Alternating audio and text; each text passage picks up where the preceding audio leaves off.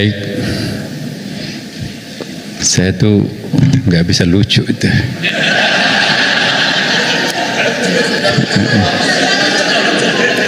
Ya, soalnya kuota saya diambil beliau. Ya, jadi baik teman-teman semuanya. Assalamualaikum warahmatullahi wabarakatuh. Selamat pagi, salam sejahtera untuk kita semuanya. Salam, Om Swastiastu, Namo Buddhaya, salam kebajikan. Mudah-mudahan tidak bosan mendengarkan suara saya sejak kemarin ngoceh terus, padahal nggak ada isinya. Hanya ingin mengingatkan kembali ya bahwa untuk para rektor, saya mohon betul mungkin nggak kita mengasah gergaji para dosen kita dengan cara menyiapkan satu hari tidak ada perkuliahan, tapi itu khusus untuk semua dosen, wajibkan hadir pada diskusi hasil penelitian, hasil artikel, hasil buku, bedah buku dan sebagainya. Itu khusus kegiatan akademik. Jadi ini pengalaman kami dulu waktu di Georgetown University di Amerika ya. Di Georgetown itu saya kira sekarang perguruan tinggi termahal di Amerika ya, di Washington. Sehari Selasa itu nggak ada kuliah, tapi semua fakultas wajib menyelenggarakan kegiatan akademik para dosen. Karena kalau dosen tidak pernah diasah, itu diktator, diktat aja melulu. Dan jadi kita harus, maaf nih, kita harus memaksa bapak-bapak kita, dosen-dosen kita itu yang tidak punya gairah akademik. Dalam era seperti ini kita berpacu dengan mahasiswa. Kalau seorang dosen tidak punya waktu khusus untuk menambah wawasan dan ilmunya, itu dilewati oleh mahasiswanya. Ya, jadi saya mohon, mari kita jangan ketinggalan dengan dosen-dosen PTN yang lain. Walaupun saya yakin, insya Allah secara individual jauh lebih banyak dosen-dosen UIN itu lebih hebat daripada dosen-dosen yang lain. Kita lihat tingkat penerimaan dosen-dosen Stein, IAIN, UIN jauh lebih laris di masjid, di perkawinan, di media, di undangan, sampai kepada masyarakat daripada dosen ahli matematik hanya 2 kali tampil di publik karena mau bicara apa di depan publik. Ya jadi, tapi jangan sampai nanti ilmu dakwahnya lebih kental daripada dirinya sebagai seorang akademisi, sehingga beri kuliah pun seperti ceramah khutbah, padahal yang dihadapi mahasiswa S3. Jadi saya mohon pompakan semangat akademik kepada para dosen. Yang kedua adalah, mungkinkah kita mengevaluasi program studi yang jenuh? Itu hanya akan mencetak para penganggur. Sementara banyak sekali program studi yang pasti alumninya itu ditungguin orang. Jadi kita harus berani berpikir lain. Cuma masalahnya nanti itu ada konsekuensinya, berpengaruh kepada masalah akreditasi. Tadinya sudah A tapi ditutup, bikin lagi yang baru, butuh waktu untuk melahirkan predikat A itu. Kemudian juga ketersediaan dosen, sudah kita profesorkan tapi hilang mata kuliahnya, itu juga kerugian intelektual. Yang ketiga, ya tentu laboratorium dan fasilitasnya pun juga akan nganggur, ya. Dan tentu harus menyiapkan dosen baru dan tidak gampang menemukan dosen. Jadi si malakama ini memang, maka itu mungkin ada ijtihadnya para rektor bagaimana menyiasati perkembangan ini. Yang kemudian juga para rektor hendaknya memperhatikan talenta-talenta mahasiswa. Kita perlu bagaimana mahasiswa perguruan tinggi agama Islam itu multi talenta. Talenta yang pertama wajib dimiliki adalah sebagai mubalik atau pengkhotbah kalau agama teman-teman dari agama lain, ya kan. Tapi di samping itu juga ada seniman, ada atletis. Itu bisa mempromosikan perguruan tinggi kita tuh. Mungkin hanya satu tapi seniman, artis, bukan main tuh. Atau ada atletis tapi tiba-tiba dapat emas, atau karya dapat mengangkat martabat nasional. Itu bisa membuat perguruan tingginya terkenal. Jadi numpang popularitas mahasiswa kita yang berprestasi. Kemudian ya, mempersiapkan kurikulum yang integrasi. Ini PR kita sebetulnya. Saya nggak tahu, setiap hari kita bicara integrasi keilmuan sampai menghadirkan Pak Quraisy, tapi wujudnya kayak apa itu masih perlu memang perlu waktu. Tapi seperti apa nanti kita serahkan ke forum rektor. Kemudian e-library. Sekarang perpustakaan buku hampir-hampir nggak laku lagi. Semua bisa beralih ke e-library, digitalisasi. Ya, jadi saya minta supaya perguruan tinggi ini mengadopsi super apps. Apa itu super apps? Super apps itu adalah semua program-program yang tercanggih di media itu hadir di perguruan tinggi kita. Super apps itu. Nah, kemudian hasil-hasil penelitian seperti skripsi, tesis, dan disertasi, dan karya-karya hasil litbang, puslit, kan di kampus ada puslit ya, pusat penelitian. Itu sedapat mungkin dikomunikasikan dengan pihak pemerintah, khususnya Kementerian Agama. Dan sebaliknya juga, ini harus ada mekanisme ini Pak Sekjen ya. Bagaimana melingkan antara Kementerian Agama sebagai user dan kampus kita itu sebagai produser terhadap gagasan-gagasan cerdas. Ya, karena kalau kita mau menyerahkan kepada litbang, sedikit sekali peneliti kita, sementara mahasiswa kita kan ratusan ribu. Kalau kampus kita kasih PR, misalnya tentang perkawinan, data-data perkawinan setiap hari. Ya, jadi saya minta semua yang bisa kita ukur di dalam masyarakat itu diukur. Itu perguruan tinggi yang akan membuat kejutan. Tingkat kebahagiaan masyarakat Sulawesi Selatan, ya, itu bisa diukur. Tingkat ketakwaan masyarakat Aceh itu bisa diukur sekarang. Jadi mari kita mencoba membuat surprising di dalam masyarakat kita. Orang nggak pernah mikir, tiba-tiba kita keluarkan sebuah hasil penelitian. Ya,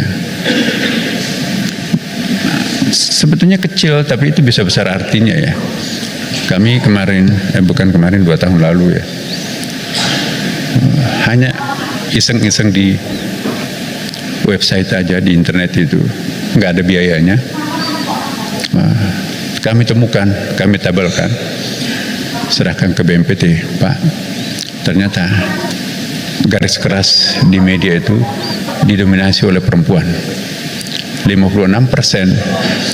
ya, hardliner kekerasan itu ternyata didominasi oleh perempuan, ibu-ibu.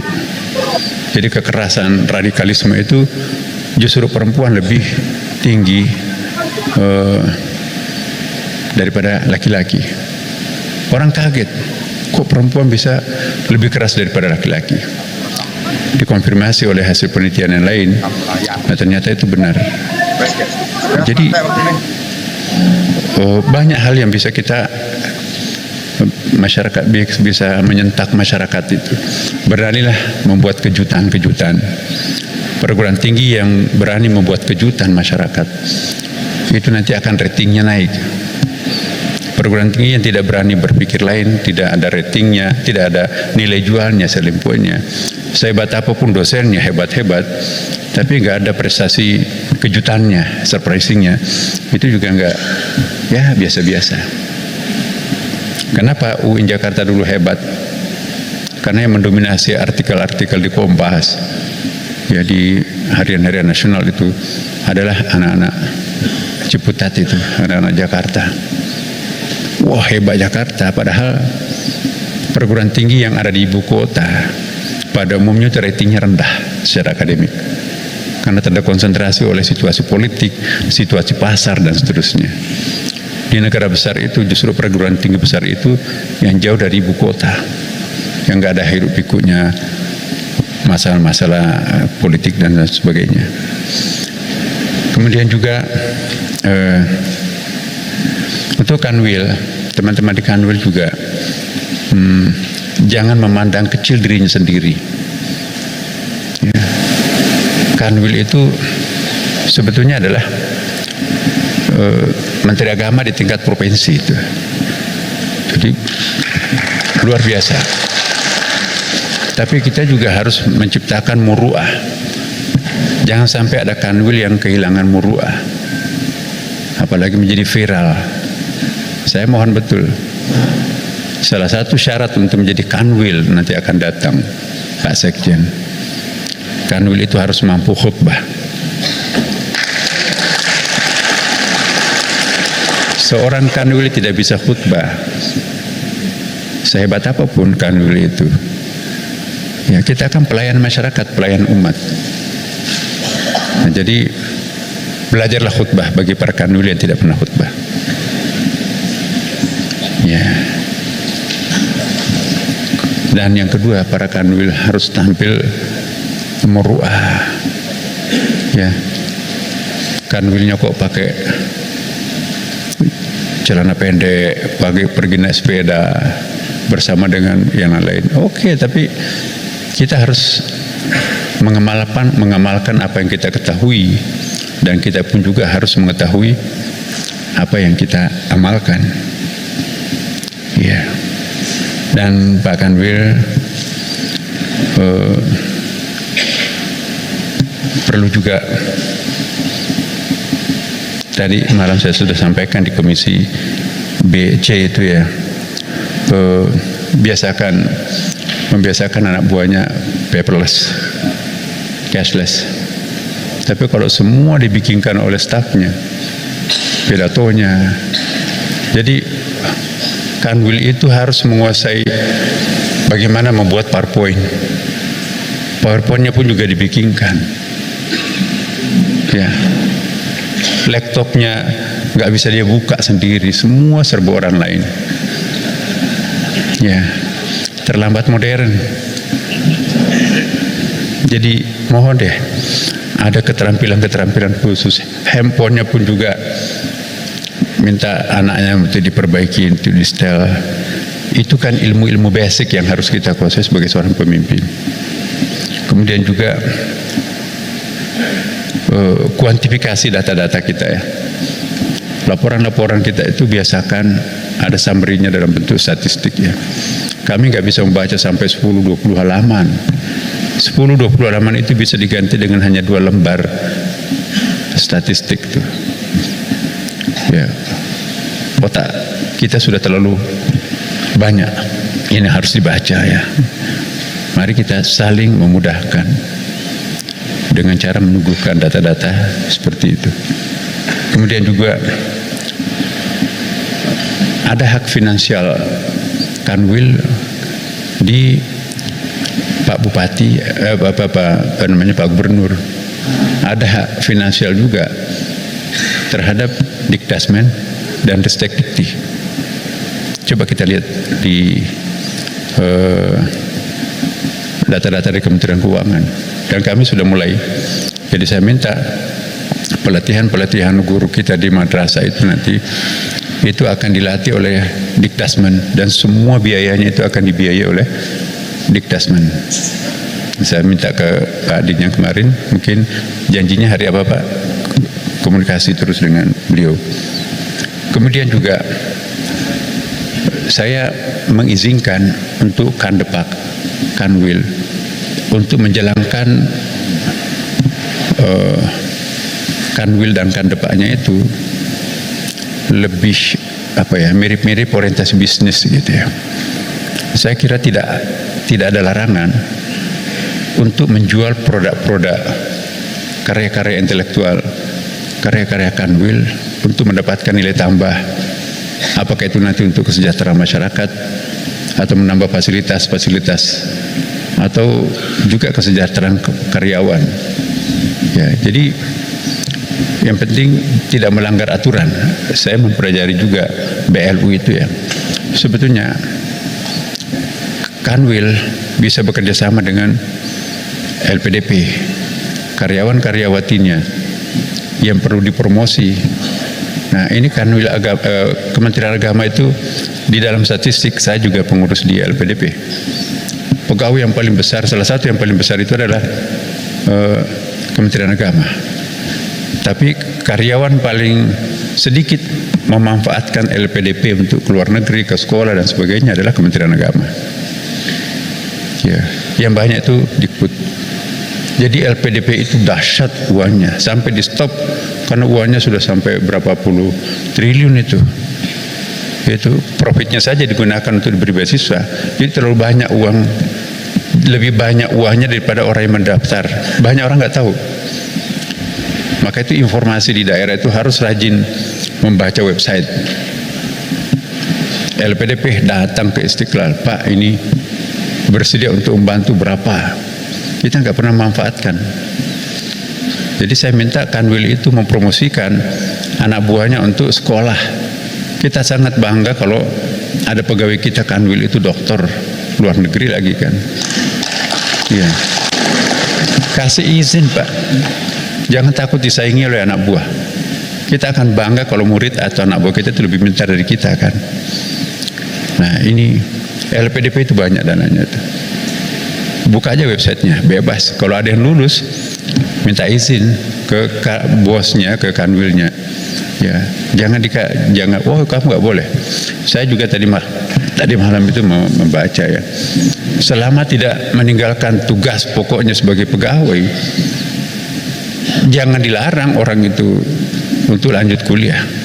Kadang-kadang kita yang memperberat anak buah kita sendiri, bukan mempan, bukan. Jangan menjual instansi lain untuk mempersulit anak buah kita. Kita bangga kalau ada anak kita, anak buah kita, staf kita itu dipromosi. Begitu pintar ditarik ke pusat. Kalau begitu jangan deh nanti diambil ke pusat. Kita bangga kalau staf kita dibawa menjadi direktur atau dirjen. Ya, artinya kita berhasil menjadi seorang senior yang baik. Kemudian working space tadi itu ya, saya kira sangat mendesak. Lebih mahal kalau kita bikin bilik-bilik itu. Dan itu pun juga ada mental block di situ itu. Seolah yang punya kamar itu adalah hebat. Ya. Jadi mari buka skat semuanya. Seperti Pak Irjen tadi contohkan itu. Untuk pejabat pusat ya, para eselon 1 ya, saya minta betul-betul ini menjadi prioritas. Bagaimana menggunakan IT untuk mempermudah birokrasi dengan cara komunikasi kita itu via email. Jadi tidak usah orang-orang daerah datang ke Jakarta. Orang mau mengurus kenaikan pangkat harus ke Jakarta. Habis itu nggak ada lagi pejabat yang ingin ditemui, pulang lagi, datang lagi, ongkosnya bukan main. Urusan kenaikan pangkat itu kan cukup melalui email saja sudah selesai. Itu nggak ada korupsi di situ. Yang membuat pungutan banyak itu, ya kalau datang Pak ini kenaikan pangkat mau profesor, ya apakah itu ada timur atau gimana? Itu ada amplop itu. Nah, mulai hari ini ya teman-teman, bisa nggak kita menghilangkan tradisi amplop itu? Ya, jangan memberikan pimpinan yang bukan haknya. Kalau honor ceramah oke lah. Kanwil pergi ke daerah, cuma numpang lewat di satu kabupaten yang dilewati, ya dapat amplop, ya, dan minta. Jadi saya mohon betul Pak Kanwil, jangan memberatkan tugasnya Pak Kandep. Dan minta juga Pak Kandepak itu jangan memberatkan KUA-nya. KUA itu kan uang recehan, kasihan tuh dikumpul-kumpul. Tapi begitu Pak Kandepaknya datang, potong ayam segala macam, udah itu minta lagi amplop. Jadi lebih banyak uang kita daripada uang mereka. Makanya saya sampaikan kemarin ya teman-teman, jangan pernah memberikan apapun kepada Pak Menteri yang bukan merupakan haknya. Ya. Karena kalau ada yang memberikan yang bukan haknya, itu pasti saya akan kembalikan ke KPK. Ya, cukup kok. Gaji kita yang halal itu nggak ada darah haram yang mengalir dalam tubuh kita kan. Daripada barang haram yang kita beli baju 40 hari kita tidak diterima salatnya, kalau Pak baju ini baju korupsi. Kullu lahmin nabata min haramin fannaru aula bihi. Semua darah yang mengalir dari barang yang haram itu hanya akan bisa dibersihkan oleh api neraka. Berapa lama sih kita akan hidup?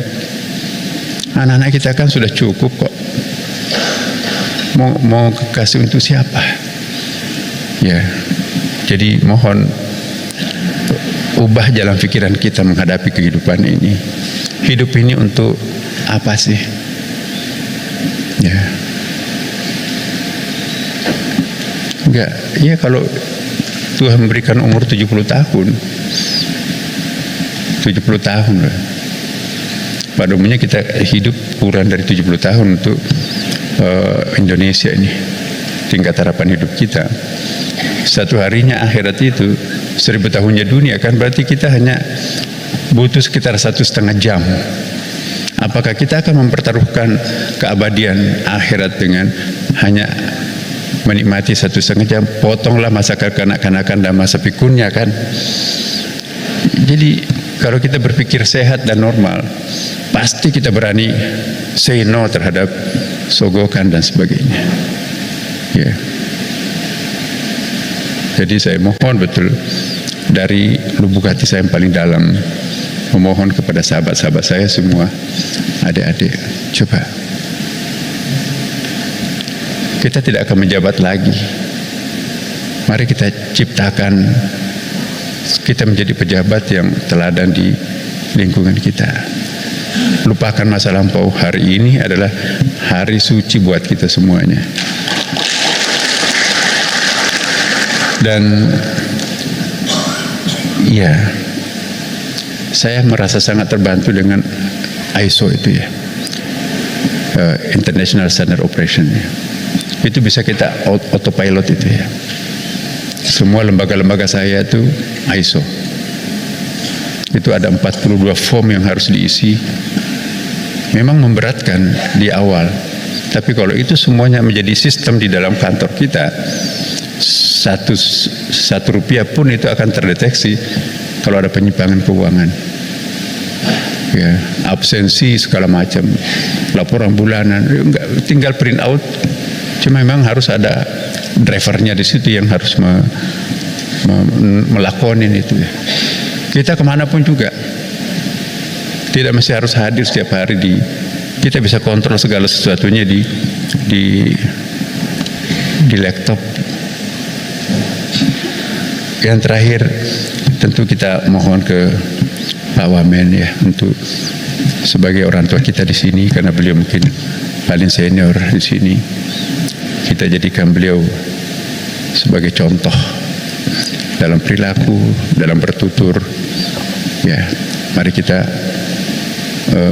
belajar kepada beliau. Ya, beliau doktor PTQ cum laude dalam bidang masjid rumah Allah lagi kan. Ya.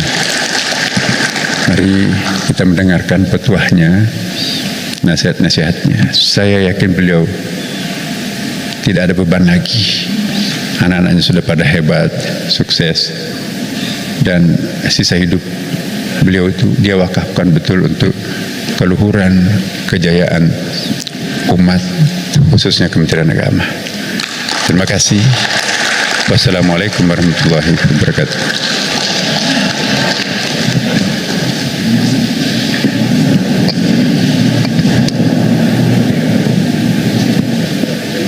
Terima kasih Pak Menteri atas arahan yang disampaikan.